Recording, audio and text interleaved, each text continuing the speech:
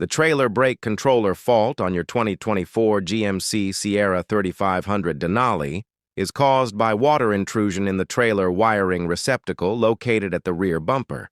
The solution is replacing the faulty 7-pin receptacle and applying dielectric grease to the new connections to prevent future moisture damage. This specific wiring ghost problem triggers random service trailer brake system warnings on the dashboard, even when nothing is being towed. The issue stems from the rear 7-pin connector's vulnerable position behind the rear bumper, exposing it to road spray and rain. Moisture enters the back of the connector housing, bridging the pins and sending false voltage signals to the integrated trailer brake control module. To begin the repair, disconnect the negative battery cable to protect the truck's control modules. Locate the back of the 7-pin trailer connector under the rear bumper and press the release tab to unplug the main wiring harness.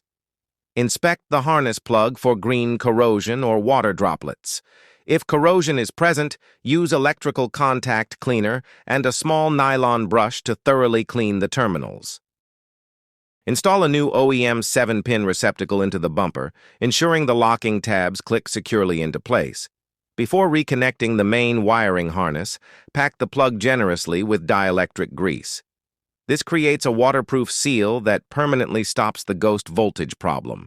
Reconnect the battery, start the truck, and confirm the service message has cleared from the instrument cluster.